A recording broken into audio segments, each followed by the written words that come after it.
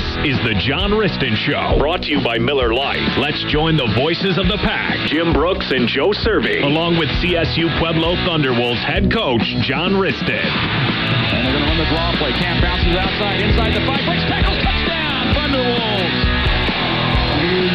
Boy, you just get that feeling if you're a Chadron State fan, hey, we finally got him. Looks like we're going to get him for a loss. And those arm tackles just kind of melt off him, Joe. He kind of slid. He carried the ball, put his right hand out to steady himself, just slid across the line 6 yards. It was a thing of beauty. And good evening, everybody. Welcome to Andy Max for the John Wristen Show. The John Wristen Show, everybody. John Wristen's here. Yeah. He's right here. Great. There we go. All right. Yeah. Everybody's, they're looking at their tacos and their appetizers and their cold beverages. Chicken wings. And it's so cold outside they're not even hearing. But, yeah, we're here. We're ready. It's cold. It's fall. Just look out the window. Does that not look like fall football weather right now? It looks like October at Fenway Park when they used to win. Yeah. In the Gloamin', as we used to call it. But, yeah, what a You had to get a day Fenway in right away, didn't you? That's right. That's how to do that. A Fenway. How was practice today, Johnny? Wonderful. Great practice. It was, we went 19 periods, 4 minutes, flew around. We got all our reps in, and it was fantastic.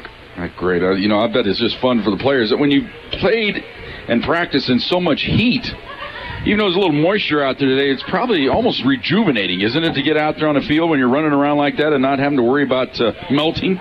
Well, there's about 15 kids that aren't used to this cold weather a little bit, and they said, holy smokes, they were bundled up like it was. I can imagine. Yeah, with the stocking cap. I said it's just beginning. Let me guess, Florida?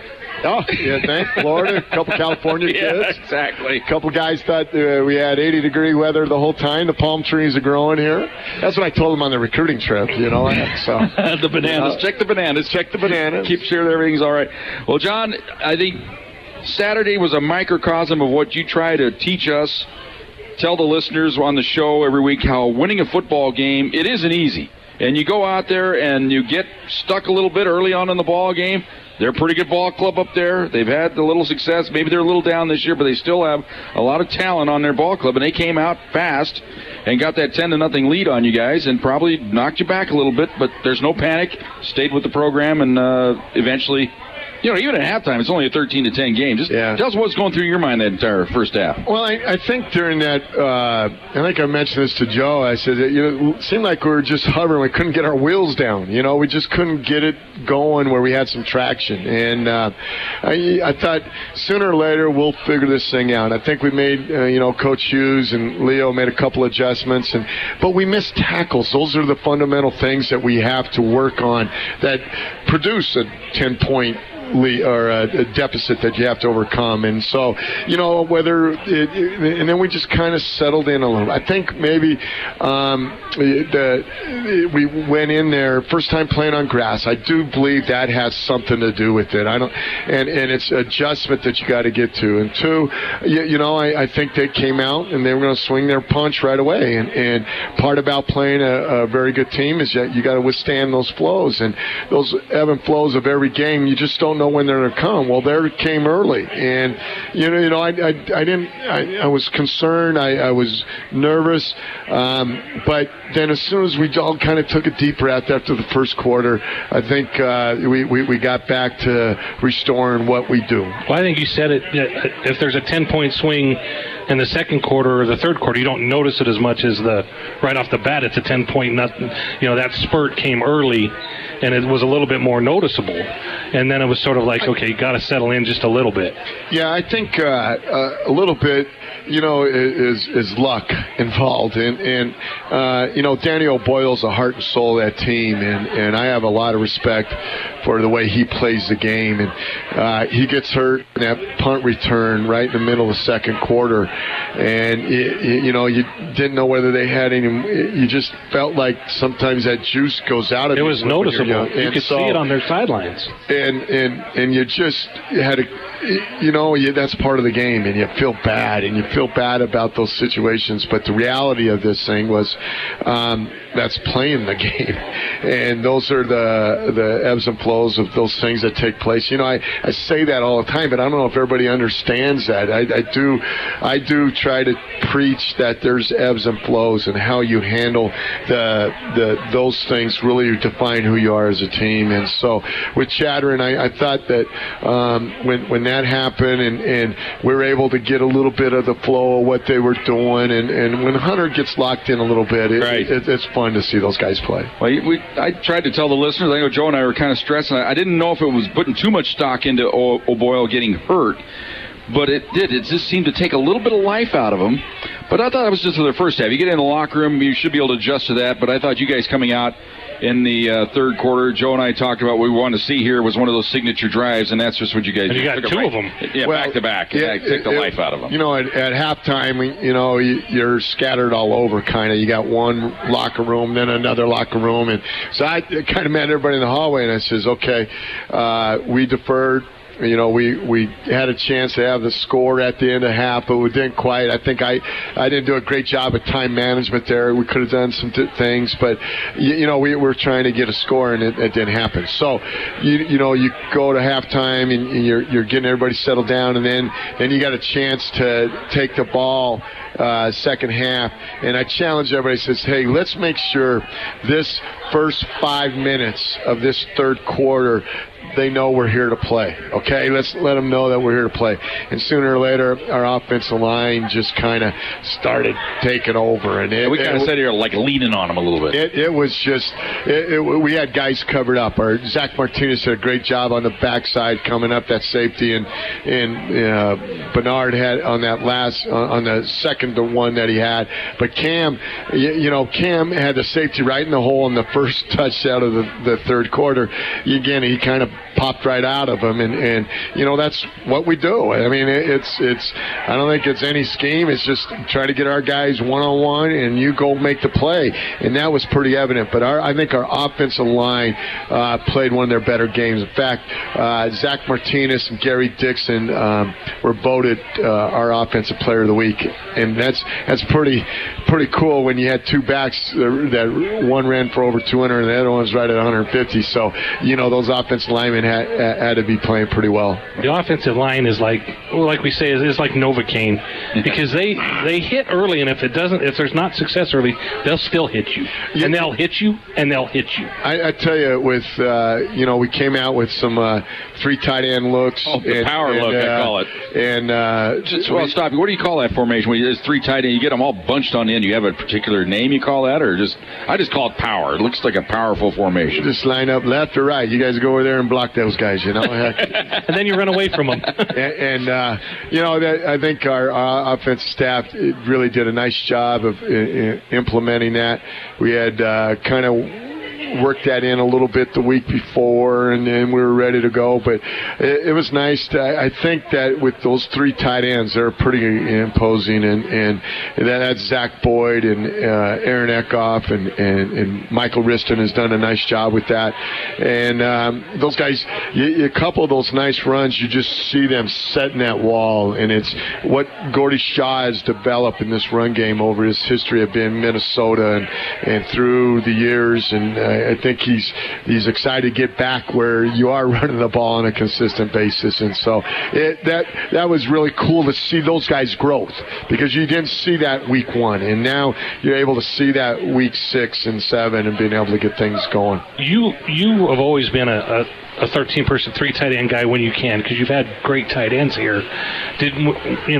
Will kind of evolved into that? Do you have to kind of mesh with, was Heck like that coming in? Was Gordy like that? Do they all like that same kind of personnel thing that you favor, or is it just kind of what you have? Is it friendly persuasion from the head coach?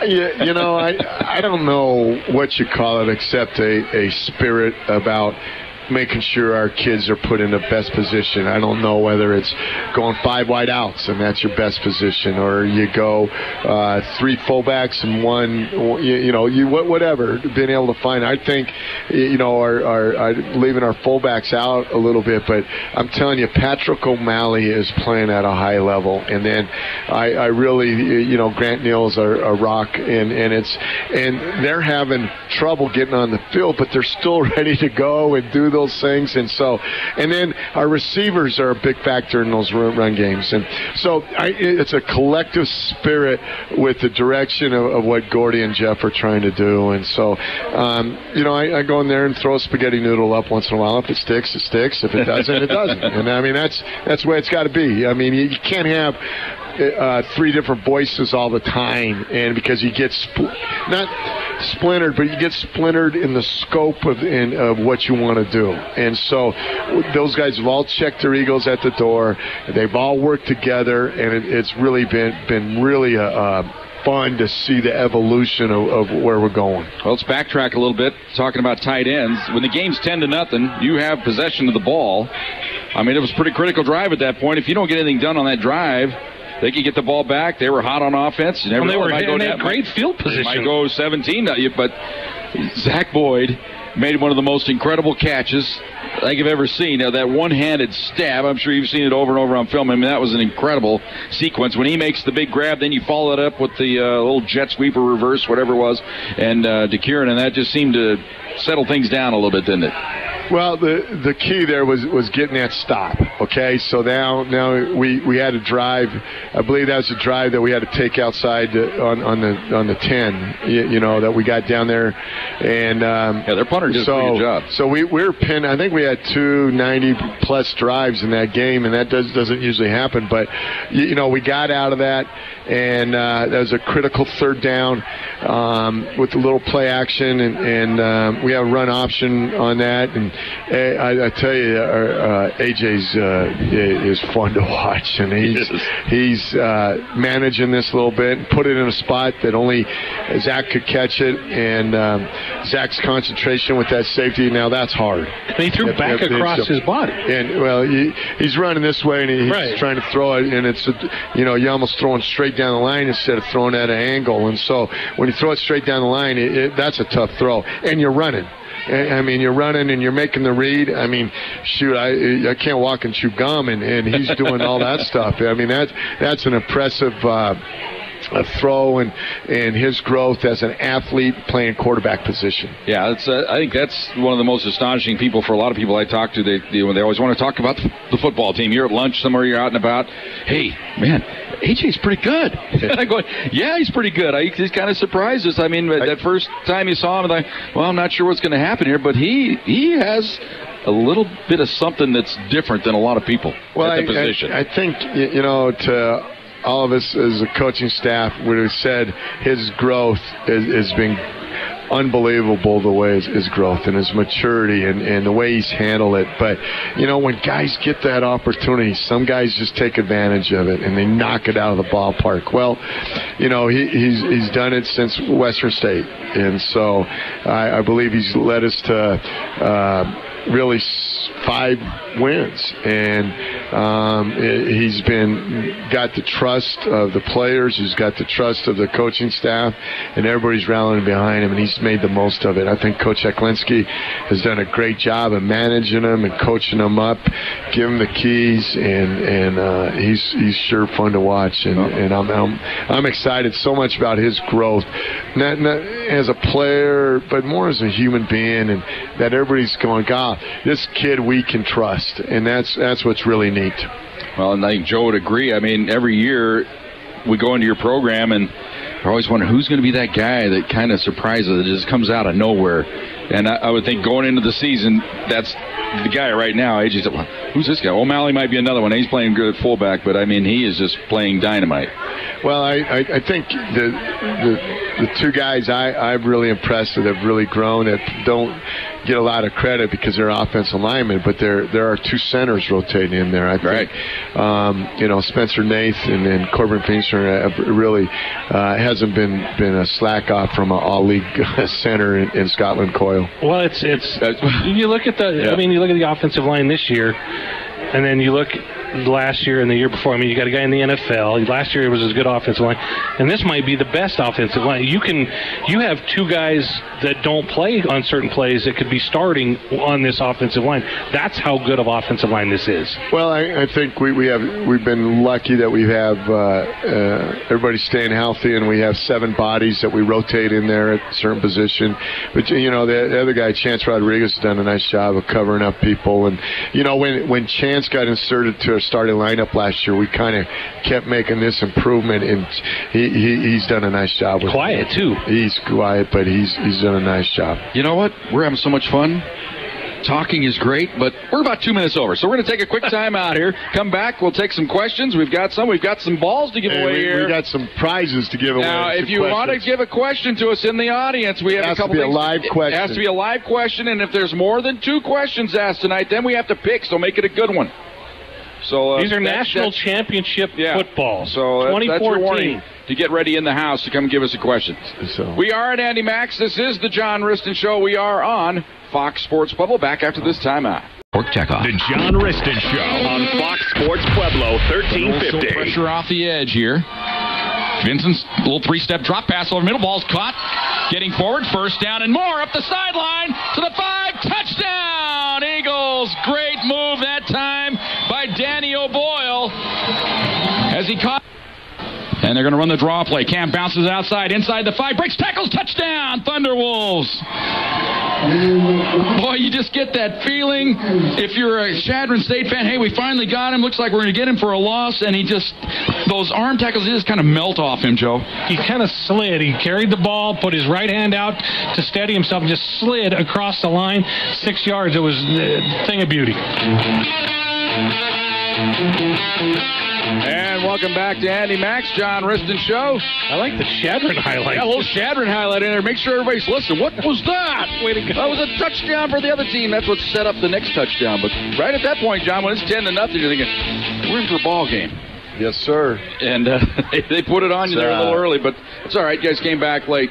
Time for some questions. We're taking questions here, 671-7574, the area code 719. If you're in the house and have a question, we'll put you on the ticker here. We got a couple footballs we're giving away. Grant Hankins had a question for you, Coach. He wanted to come up. Come on over. We'll put you in the hopper here.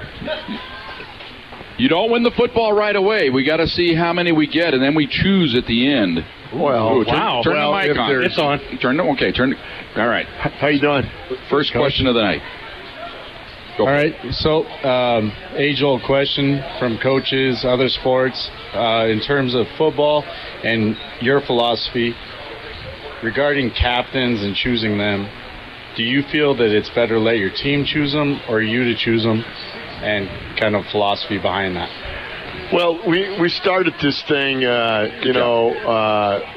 didn't have anybody who could be a captain. And so I evolved to picking captains game by game. And I think that what I have found by doing that is that it gives everybody a little bit of ownership about leadership.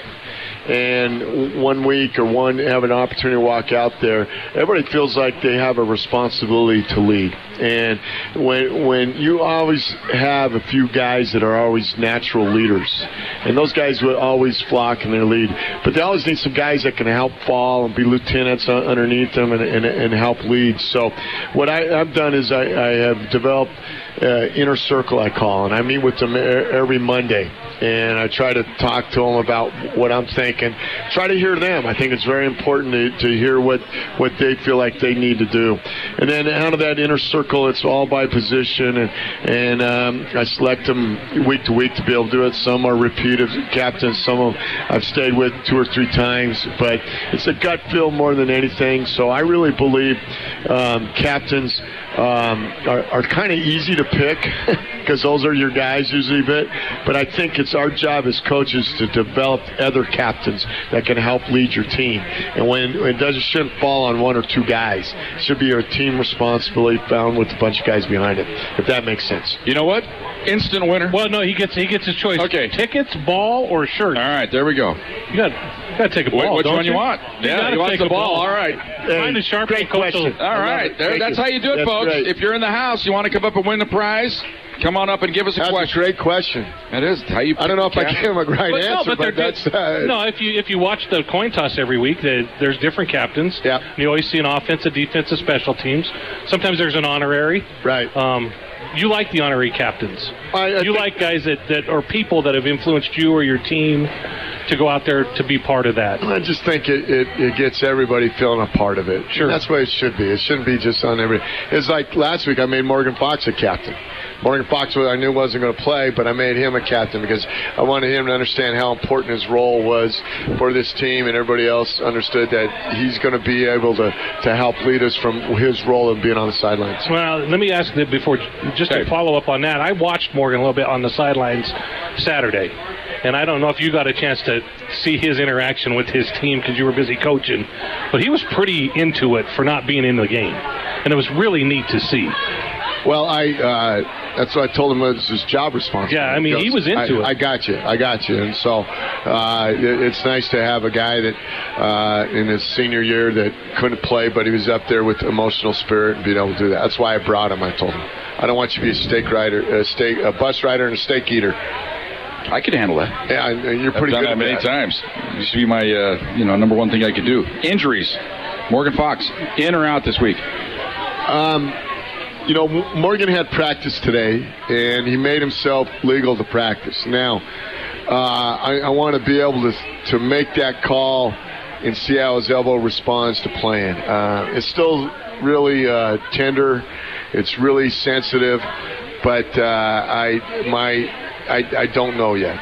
Okay. And he had a good week of practice. All right. Speaking of injuries, one of our listeners wants to know, how is LaRon Tarkington's injury? Yeah. Is he a go, or what's his status? LaRon, it was ugly on tape. It was was it cheap?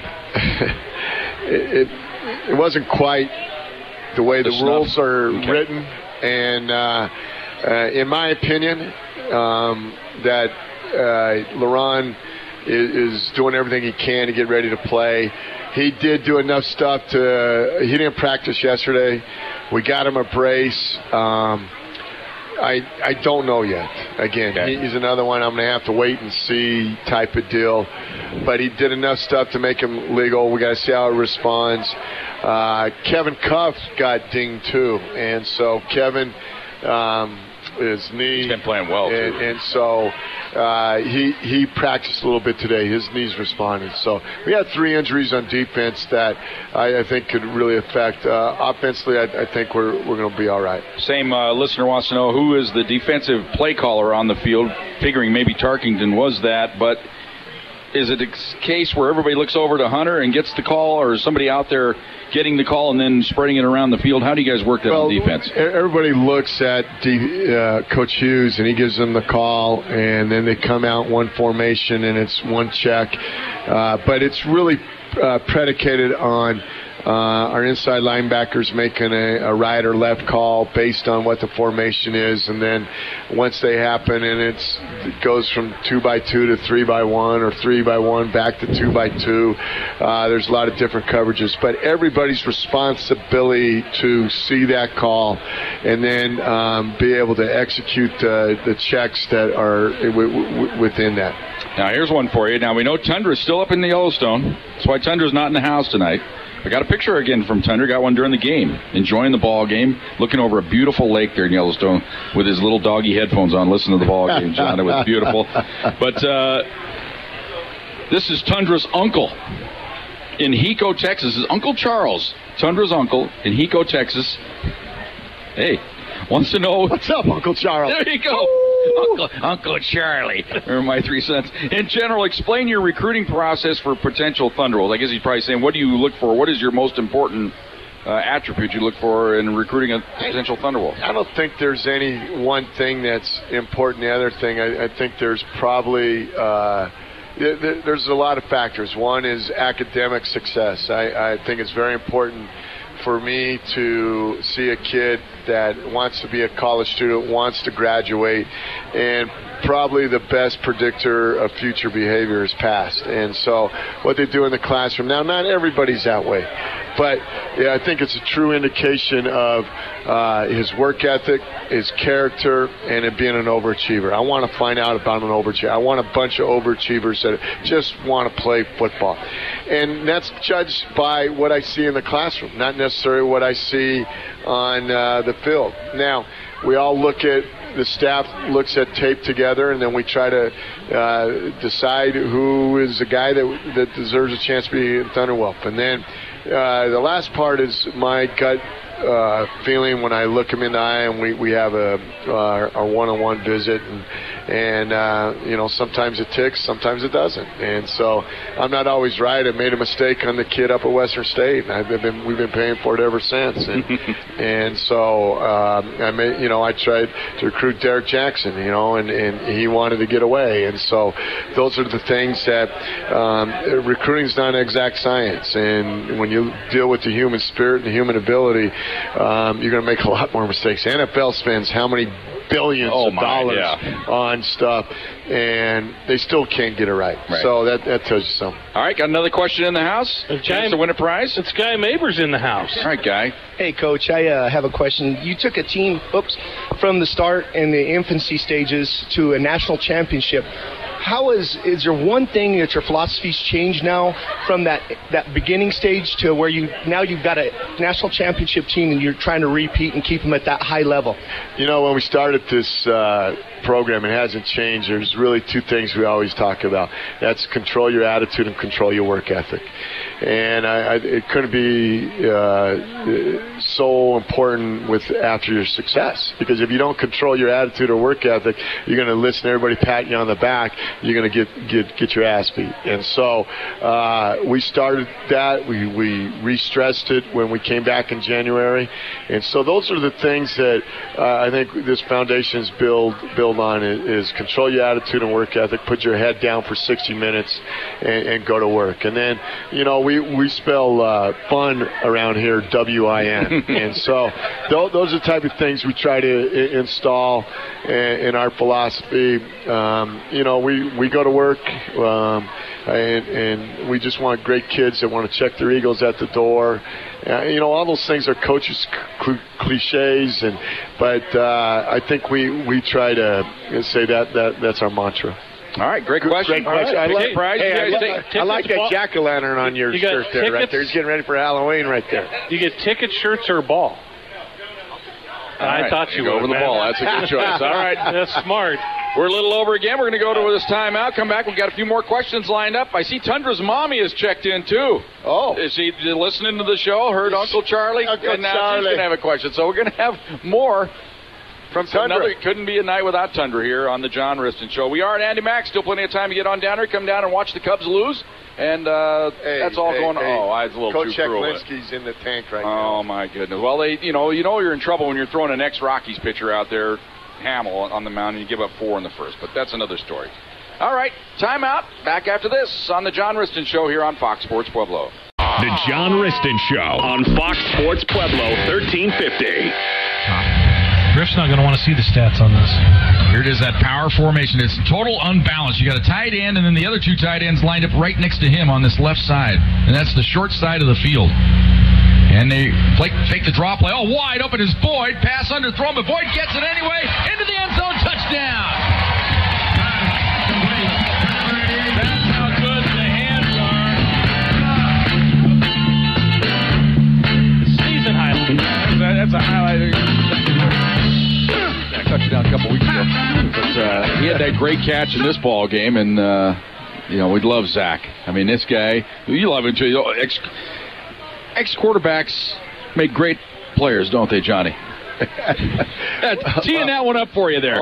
Only a few of them do, and he's one of the few. I'm sad he trimmed his beard though, because his beard could add his own Twitter account. I thought he was going to try out for Duck Dynasty after a while, you know. So, you know. All right, we're coming back here. We got a couple more questions. But first, we're going to go to Joe here. He got a compliment this week I wanted to share with you. You know, we're talking about.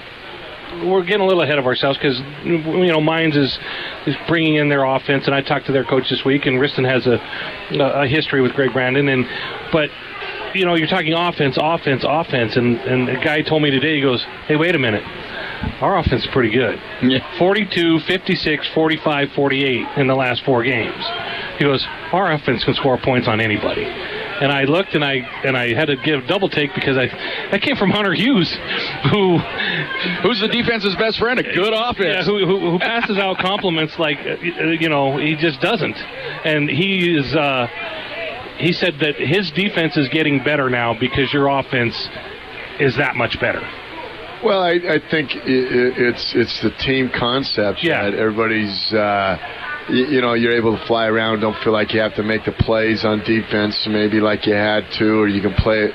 You know, I think it's just the part of the snowball effect. Our last 4 games, we've been able to get that snowball going, and it's been nice to see us roll both on defense and offense. I don't know if we've done anything different because of our offense and those things, but it's definitely one of those things where I think we feed off each other, and I think that includes the special teams part of that. And you know, my goal is to try to give them as many we can have as many 5-6 minute drives for them so they can rest and they go 3 and out, because our defense is pretty good when they're rested. All right, Minnequaw Fats checking in. We can take Twitter questions too there, Johnny, at Minnequaw Fats. That sounds like one heck of a dude. He is. He's a regular here.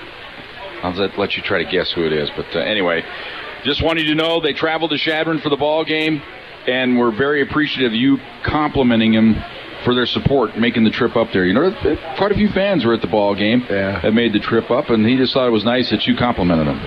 Well, it was cool. It was nice to have that yelling, that support, and getting into it, getting on the officials. And there was one time. Oh, you were so exercised on the one. Man, what was that going? What was going on there? They saw the second one, didn't they? That was on the personal. Yeah, okay. And you guys got ticketed. And so anyway, I'm telling them my opinion. Right. And it's about like smelly feet, you know. And so after I got them yelling, I hear the guys in the fans go, yeah, that was that. I said, oh, that made me feel pretty good.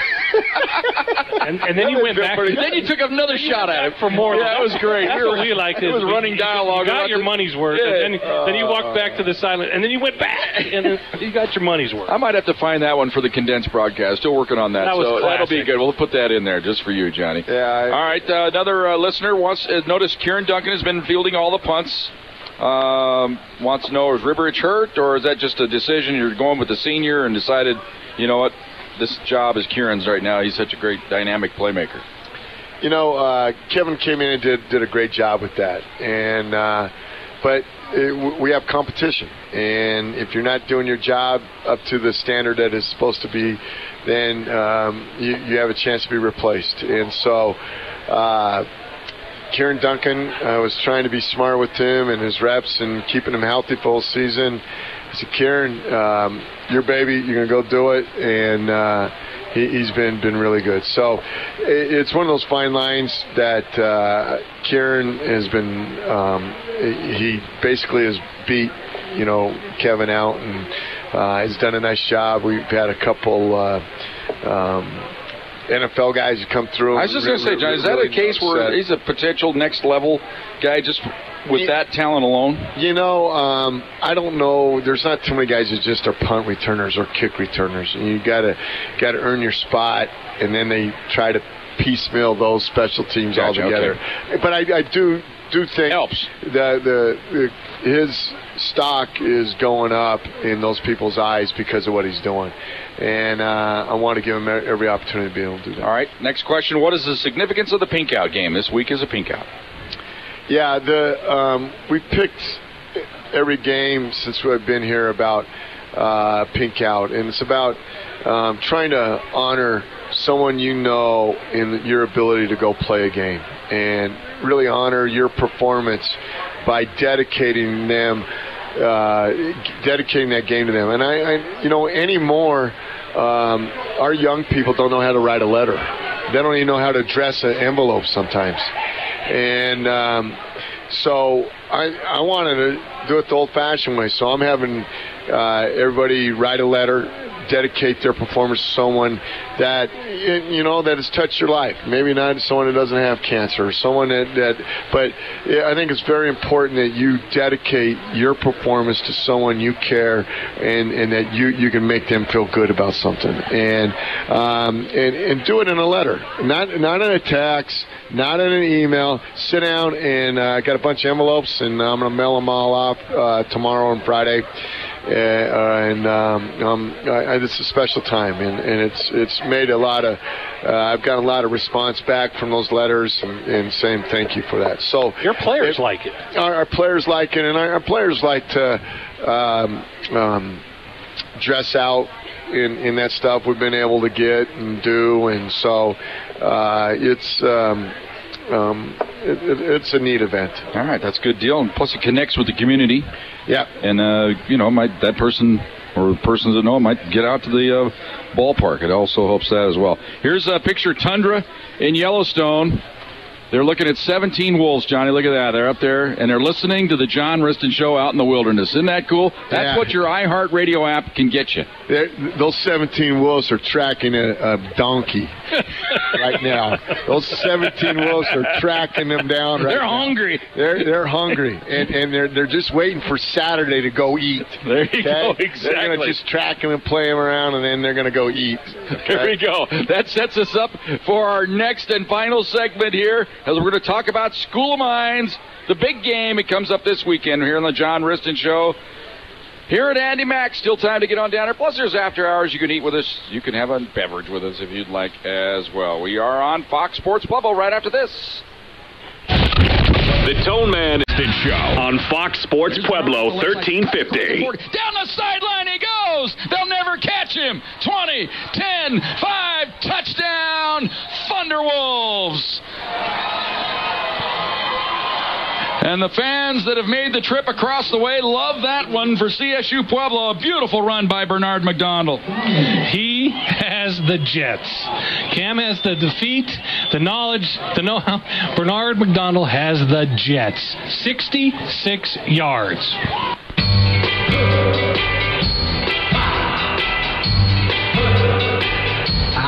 I like the way you worked that in there, Joe. Defeat the Jets.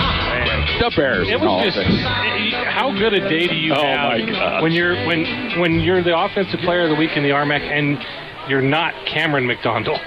I mean, Bernard is he's a different kind of special, John.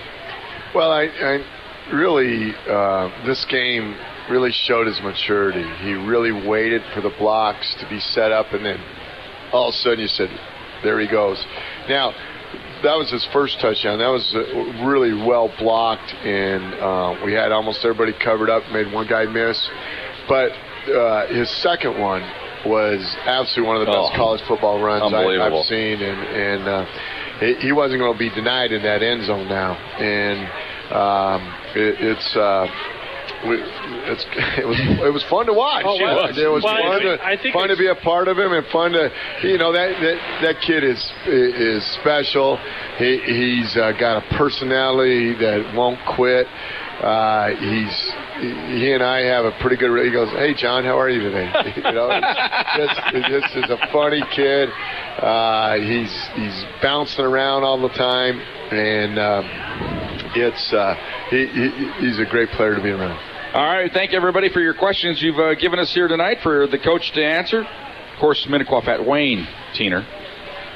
John had to figure out that. Big Wayne, how are you, buddy? Thanks for the question. We miss you, Wayne. You need to come on out and join us. We like you listening, but come on out and join us again. Let's talk about School of Mines here, John. They're in a new direction now.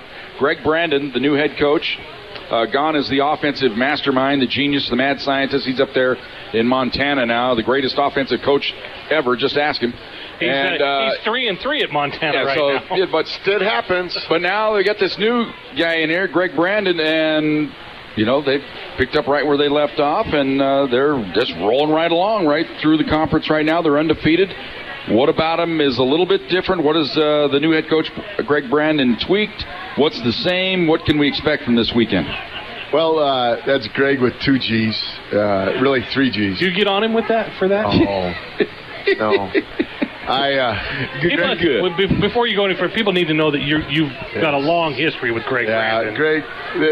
Greg and I have a great relationship. I've called him my big brother a lot of times, and he's a close friend, and appreciate what he's done for me and being a friend, and what he's done in this profession. And he's really one of those guys that I listen to and talk to about trying to get into college coaching. And I remember first time I met him, I was the head coach at Rocky Ford, and he's recruiting at Wyoming and coming down and checking on my guys. And he was just a guy that you could sit down and visit. He was a guy's guy, and really had a lot of respect for him. And sure enough, we were GAs at Colorado for spring season. Then he got a job at Utah State, and then that was then Coach Barnett got the job at Northwestern, and Coach Barnett coached him in high school. He was a player at Air Academy, and so we were together there at Northwestern. And so I've seen his 2 kids. In fact, his youngest boy is coaching with them. In fact, I was going to try to hire him here, but then that'd have been a nice hire. Hire the guy.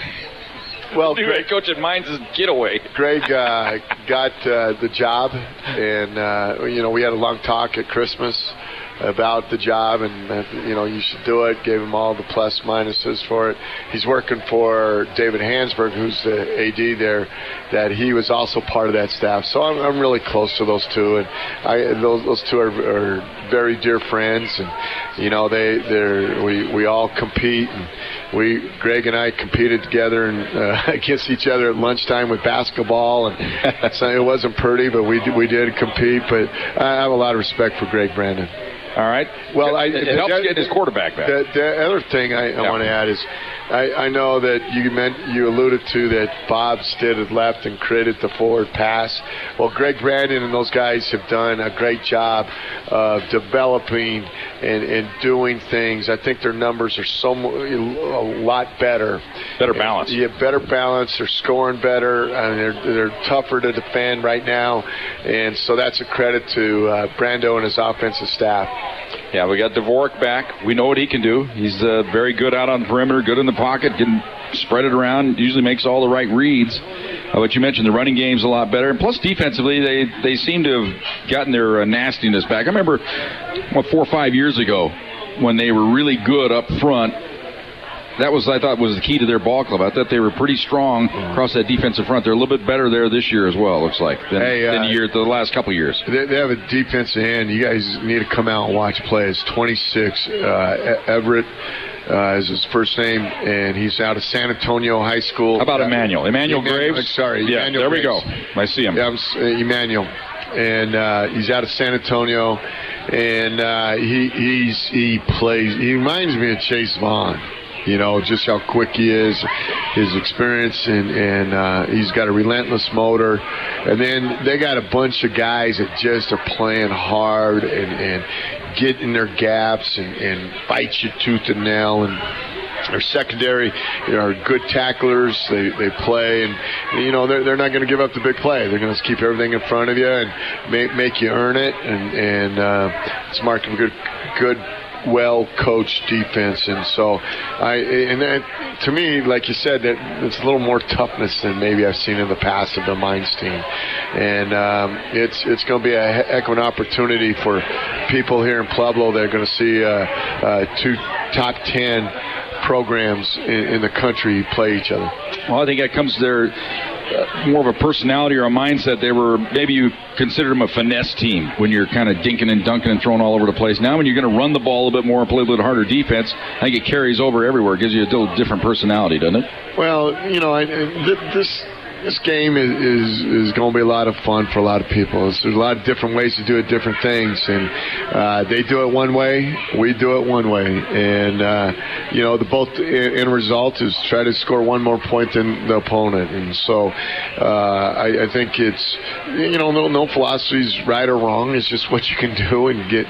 We changed our philosophy a little bit, and with who we have and what we have to do, but the bottom line is trying to get your kids to execute against a well-coached team, and that's the fun of the challenge. That's the fun of what our guys are excited to go play. I know mine's guys are excited to go play, and last year we shared the RMAC championship with them, and so it was one of those things that I wasn't aware of as you go through, and also we shared the RMAC champs. So these are two teams that know how to win a championship, and we're looking forward to having a great crowd, everybody out in Pueblo, Colorado. In fact, I had a text from a buddy that says we're going early. We're going to roast a pig at the tailgate. So that's nice. That must be a pretty big game if everybody's coming out and roasting a pig. Well, you can't do that in an hour. You got to get there a little early. Friday night. Well, that means they got to be there early for the pack walk. There you go. At 11:45 noon, we'll be there about 11:45. Need everybody showed up. Joe, we may need to find that pig roast. Oh, I know exactly where it's going to be. Okay. So because we've been kind of staying away, because we get tied up in some of these. Well, but for the pig, I think we'll go down for the pig roast. It's just kind of funny because we get there and all of a sudden we're enveloped in pregame and we're talking to some of the offensive coaches because they're right next to us, and you got to spend at least 15 or 20 minutes with Carl Fetters just because he's Carl Fetters. And so you have to spend a little time with Carl. All right. Well, we're going to look forward to that. The tailgate Saturday. We want to see everybody out there for the ball game. Big, huge game. We always say big game a lot. This is the big game of the season this weekend at the Thunderbolt. 2 o'clock kickoff, 1:30 with the pregame. John, one final thought. I think if you're a college football fan and want to come out and watch two great teams play, you need to be out there about Saturday, about noon. Enjoy it. It's going to be a great day. It's supposed to be about 64. Sunshine, Pueblo, Colorado. Come early, stay late. Be loud and proud to represent the Thunderwolves. All right, we're looking forward to it. Went a little over here, but Tony has given me permission to go along, especially when you have something further to say. So we gave you a few extra. No, you got permission? Take it, and it was well worth it there. Speaking of Tony Wright, he'll have high school football for you on Friday night. It'll be Palmer and South right here on Fox Sports Pueblo.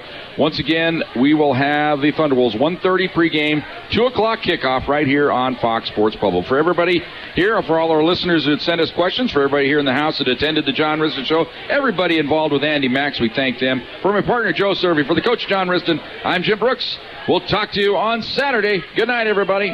Go Pack.